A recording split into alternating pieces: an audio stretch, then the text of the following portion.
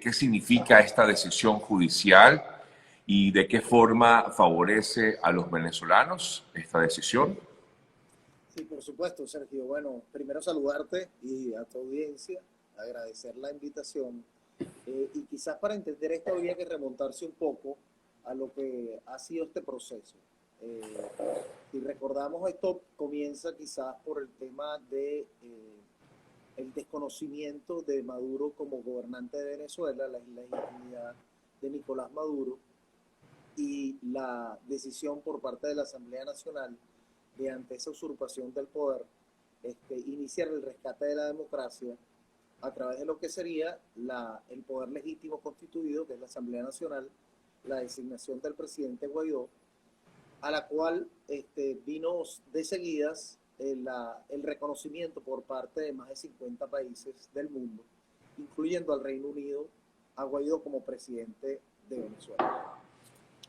Sin embargo, en el caso europeo y en el caso específicamente británico, permanecía una suerte de dualidad. Una suerte de dualidad en donde, si bien reconocían al presidente Guaidó, estaba todavía el reconocimiento de otras instancias por parte del gobierno británico del régimen de Nicolás Maduro. Entre ellas, por ejemplo, el servicio diplomático, entre ellas, por ejemplo, la interacción con el Banco Central de Maduro específicamente en este caso. Cuando sucede el tema de lo que serían los depósitos que tiene el Banco Central en ese país, entonces se llega a una confrontación entre los dos bancos centrales para ver cuál es el legítimo administrador de esos recursos. Se introduce entonces un caso ante la Alta Corte de Londres que parte esencialmente de lo que es determinar quién es el legítimo mandatario. Se decide ayer en la Alta Corte de Londres, es lo que se llama la incidencia primera del juicio. En esa incidencia, en la Alta Corte de Londres manifiesta que inequívocamente para el gobierno británico, el gobierno de Venezuela, la única autoridad es Juan Guaidó. O sea que lo más resaltante hasta ahora, pudiéramos decir, disculpa que te interrumpa, Ricardo, es el reconocimiento de Guaidó como presidente. Correcto. Fíjate que no hay decisión todavía sobre el tema formal, sobre el tema del oro de Londres. ¿Por qué? Porque el tema a tratar, el asunto a decidir es cuál de los dos bancos centrales es el legítimo administrador de esos recursos. Eso es como el titular de una cuenta. Imagínate que hay dos Sergio Novelli y entonces tú dices, mira, ¿cuál de los dos es el que va a administrar esta cuenta? Entonces aquí lo que se está decidiendo, lo que se decidió ayer, es que el gobierno de Juan Guaidó es el gobierno legítimo, lo cual hace pensar que... Pero reconocido por la justicia británica, porque ha sido reconocido por el gobierno pero ahora y por las cortes británicas. Entonces, de allí en adelante, a finales de este mes o a principios de agosto, viene entonces la decisión formal por parte de la Corte de lo que llaman el asunto a decidir. El asunto a decidir es efectivamente si el Banco Central de Maduro o el Banco Central designado por Guaidó son los administradores. Dada la decisión del día de ayer, es, digamos, casi una certeza esperar que, dado que es el gobierno de Guaidó el legítimo administrador, no queda otra que pensar que va a ser el Banco Central designado por Guaidó el legítimo administrador de los recursos. Ahora, la otra gran pregunta es, Ricardo, ¿qué va a hacer el equipo de Guaidó una vez obtenga como tal ese oro? Leía que, bueno, supuestamente el régimen de Maduro va a utilizar parte del dinero obtenido de ese oro para tratar de solventar la situación vinculada con la pandemia en Venezuela. Y de hecho, ayer también, entre otros economistas que hablaba, Francisco Rodríguez, pues que está muy ligado al equipo de Falcón, de Henry Falcón, pues también decía que el gobierno interino debería utilizar ese oro o lo que se extraiga de ese oro para ayudar a Venezuela en relación con el tema de la atención a la crisis humanitaria. ¿Es así? ¿Se puede hacer eso? Bueno, eso requiere varios pasos, Sergio, porque tendríamos que recordar en primer lugar que esos no son activos de la República, son activos del Banco Central. El Banco Central es un ente autónomo separado de la República, obviamente conectado con la República, pero en su autonomía, una de sus funciones fundamentales es la administración de las reservas internacionales. Y por tanto no es un ente que responde a las decisiones del Ejecutivo. Entonces, en primer lugar, no son recursos del Ejecutivo, son recursos del Banco Central como activos externos de ese ente. Al mismo tiempo, sin embargo, el Banco Central obviamente está conectado a la República. El solo hecho de lo que te mencionaba del edificio institucional, de que se designó a Juan Guaidó como presidente y se designaron unas juntas administradoras de distintos entes como PDVSA, el Banco Central, se designó al procurador, etcétera, hace ver que hay un edificio institucional completo alrededor de la idea del rescate de la democracia. Si en la junta administradora, la directiva del Banco Central designada por Guaidó considera ante una solicitud del presidente que hay méritos que son consistentes con los estatutos del Banco Central, con la Constitución, para extenderle un crédito al gobierno para atender una emergencia que esté vinculada con el rescate de la democracia, eso se analizará en el directorio del Banco Central y se tomará una decisión al respecto. De hecho, ya tenemos un precedente. El Banco Central otorgó ya un préstamo a la República de Venezuela ante una solicitud del presidente Juan Guaidó para atender la tragedia del coronavirus, y es consistente con el tema del rescate de la democracia, porque se está justificando por una carta enviada por el presidente la vinculación con el rescate de la democracia por parte del gobierno interino. En ese sentido, según la Constitución, el artículo 333 establece que todo individuo y toda institución pública debe contribuir con lo que está a su alcance para el rescate de la democracia o para el rescate de la Constitución cuando ésta es violentada. Y este es un caso claro en el que la Constitución ha sido violentada por parte de Nicolás Maduro, y de allí la vinculación con todo lo que ha sido el edificio institucional que se ha montado para el rescate de la democracia. Te hago una consulta más con respecto a esto. ¿Es factible que el equipo de Guaidó, el gobierno de Guaidó, pues utilice este dinero para otro fin, o ya sería allí, en todo caso, Ricardo, malversación de fondos? No, exactamente sería, en primer lugar, una violación de lo que sería la ley del Banco Central, la Constitución y la ley del Estatuto. Todo tendría que ser, en primer lugar, con un propósito determinado, vinculado a lo que sería la necesidad del rescate, una situación de emergencia nacional, una amenaza externa o interna, así lo establece en un artículo, el artículo 36, numeral 2 de la ley del Banco Central, y fundamentalmente, como me referí al artículo 333 de la Constitución, de que sería algo que sea instrumental para el rescate de la democracia. Y aún así, Sergio, mencionaste algo muy importante, que es la pulcritud en el uso de los recursos.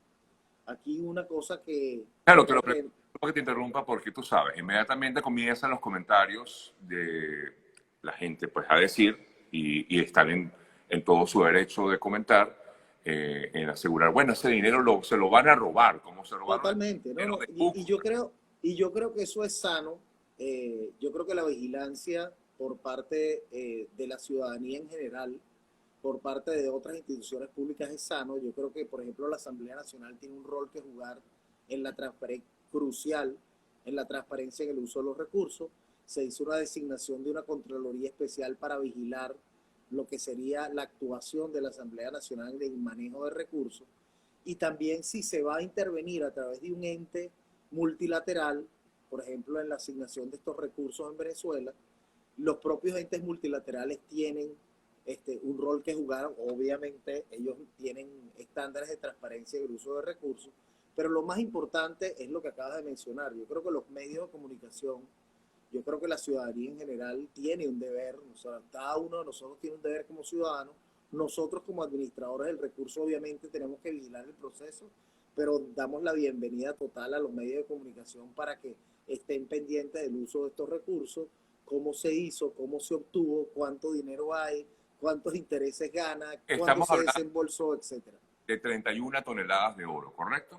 Correcto, un valor aproximado, porque el valor del oro fluctúa en el mercado diariamente, un valor aproximado de 920, 930 millones de euros. Esto, ah, Adicionalmente, entre las cosas juzgadas acá en Londres, está no solamente lo que acabas de mencionar de las toneladas de oro, sino hay un caso que había sido un oro que había empeñado, vamos a llamarlo así, es un contrato de venta con derecho a recompra de oro, y hay un remanente cuando se hizo la liquidación, y ese contrato era con Deutsche Bank, y esos son aproximadamente unos 120 millones de dólares que también están en juego en este juicio. Entonces habría que añadir a los 930 millones de euros unos 120 millones de dólares aproximadamente que los colocó Deutsche Bank ante la disyuntiva, o sea, se los entregó a la Corte de Londres porque dijo, mira, yo no sé de quién es este dinero, si es del Banco Central de Maduro o del Banco Central de Guaidó, yo no quiero cometer un error, y los depositó en la Corte de Londres. Entonces, cuando se tome esa decisión, la Alta Corte de Londres va a asignar administración a quien decida sobre el uso de esos dos recursos que están allí.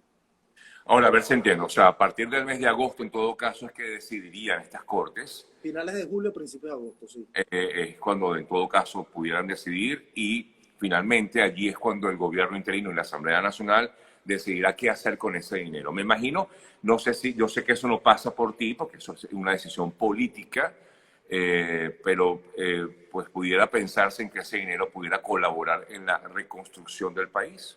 Sí, la idea es precisamente que se tome en cuenta, como te mencionaba, y perdona la reiteración, el tema de que el propósito fundamental de todo lo que se hizo acá fue el rescate de la democracia. Tenemos que recordar que todo comienza, y por eso insisto, con el tema de la usurpación y el desconocimiento de Maduro como gobernante de Venezuela. Cuando se toma esa decisión y se cree con convicción en eso, tienes que seguir los pasos naturales que eso conlleva. Entonces no puedes decir, por ejemplo, no, mira, vamos a hacer una donación a el gobierno de Haití porque está pasando una tragedia. Si hay una desconexión entre lo que es el propósito de los recursos y el fin fundamental, que es el rescate de la democracia, entonces es improcedente el uso de los recursos. Y esa es la decisión que, con todo el cuidado del caso, tiene que tomar la directiva del Banco Central de Venezuela para decidir si procede el uso de los recursos, y la Asamblea Nacional actuando como poder ejecutivo en la solicitud de los recursos y en la justificación de los fines para los cuales lo va a usar. Ahora, ayer te comentaba Ricardo, conversamos con Ricardo Villasmil, presidente del Banco Central de Venezuela, COC, del gobierno interino de Venezuela. Ayer Delcy Rodríguez les decía que iba a haber una investigación penal. Esa investigación penal iría directamente en contra de la Junta Directiva del Banco Central ad hoc, ¿no? Sí, seguramente. Son cosas que anticipamos, Sergio. Yo creo que son partes de lo que es el libreto de la guerra. Nosotros ya pasamos por esto, ya con la operación anterior que te comenté, con la cuenta de Citibank en Estados Unidos, y la decisión de trasladarlo a la Reserva Federal y tomar posesión de esos recursos. En ese caso eran 320 millones de dólares. El Tribunal Supremo también actuó por instrucciones seguramente del gobierno de Maduro, del régimen de Maduro, y por ejemplo tomaron acciones personales en contra de varios de los miembros de la Junta Administradora del Banco Central. En mi caso allanaron mi apartamento, mis bienes en Venezuela. O sea, esos son, digamos, yo creo que hay que tomarlo, no sé si es la frase correcta, pero como gajes del oficio, como partes de una decisión y de un riesgo que uno está corriendo por Claro. tomar acciones en Por eso es que la contra del mayoría de ustedes régimen de Maduro. está fuera del país, porque si estuvieran dentro del país ya estuvieran detenidos. Correcto, correcto. Sí. Bueno, es digamos, como decías, una importante decisión que colabora con lo que significaría la democracia en el país. Supongamos, te voy a poner este ejemplo, supongamos que concluye este año, Ricardo, y hay una elección prevista, un evento electoral reconocido o no a nivel internacional, sabemos que no, pero hay un cambio de Congreso, de Asamblea Nacional en Venezuela, y Juan Guaidó deja de ser el presidente de la Asamblea Nacional, por lo tanto el presidente encargado. A ver, yo estoy visualizando lo que pudiera venir. ¿Qué pasa con todo esto que se ha aprobado, en este caso a favor del gobierno interino? Bueno, lo que dejó claro la Cancillería británica es que el reconocimiento de Juan Guaidó y el desconocimiento, que también es explícito, del régimen de Maduro, abarca lo que sería todas las instituciones designadas fraudulentamente por Nicolás Maduro. Entonces, si el régimen de Nicolás Maduro persiste en lo que sería la elección fraudulenta de una Asamblea Nacional, eso no sería razón ni motivo para que, y así lo hace saber el gobierno británico, para que reconozca esa nueva Asamblea Nacional designada por Maduro. O sea, aquí no hay una vía rápida para voltear la decisión de la Cancillería británica que coloca a Maduro como un régimen usurpador y cleptocrático. Es la terminología utilizada por la Cancillería británica. Esto de hecho tiene implicaciones que van mucho más allá del oro depositado en Inglaterra y de los recursos de Deutsche Bank que te acabo de comentar, porque es un tema político en primera instancia de lo que sería una decisión por parte de un país europeo importante como es Gran Bretaña y el segundo centro financiero del mundo.